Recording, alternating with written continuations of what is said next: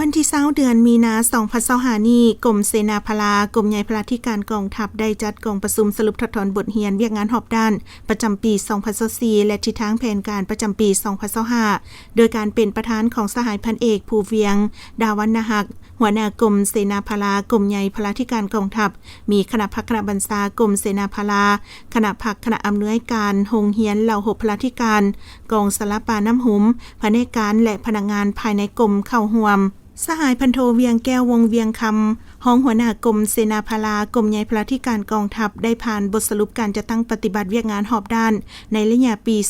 2024และทิศทางแผนการปี2025ซึ่งได้ยกให้เห็นเวียกงานหลายด้านที่พ้นเด่นโดยเฉพาะเวียกงานเห็นให้สภาพมีความสงบกรมเสนาพลาได้เป็นเจ้าการติดตามสภาพการ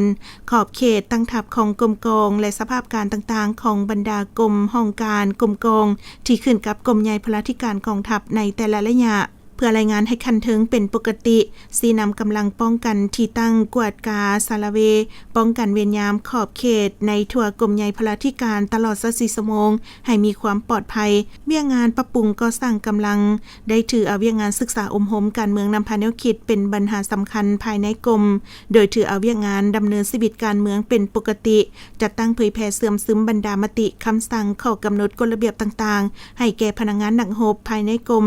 ได้เข้าร่วมปฐกถา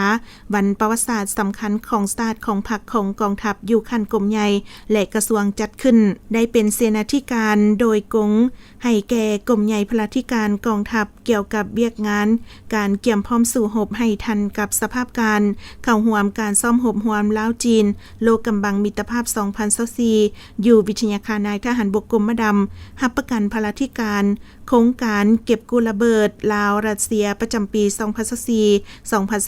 อยู่เมืองเวียงไซแขวงหัวพันเข้าร่วมต้านภัยพิบัติธรรมชาติเข้าร่วมป้องกันกองประชุมอาเซียนครั้งที่44-45ที่สาธารณรัฐประชาธิปไตยประชาชนลาวได้รับเกียรติเป็นเจ้าภาพจัดตั้งอบรมเวียกงานการทหารการเมืองพลาธิการเทคนิคประจำปี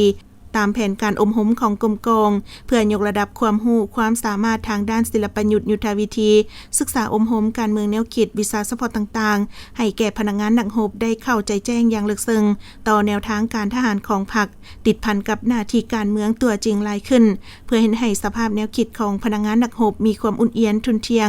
มีความจงรักภักดีต่อการนำพาของภาครัฐต้านได้ถูกปรากฏการณ์ย่อท่อต่างๆที่อาจจะเกิดขึ้นภายในกรมกองสำหรับการแก้ไขชีวิตการเป็นอยู่และซอกแรงไร้หับได้สมทบกับโรงเรียนเหล่าหกพลาธิการกองสารปาน้ำหุมเพื่อซ่องหาแรงไร้หับเข้ากรมกองโดยถือเอาเวียกงานการบริการและปลูกฝังเลี้ยงสัตว์เหล่านี้เป็นต้นต่อ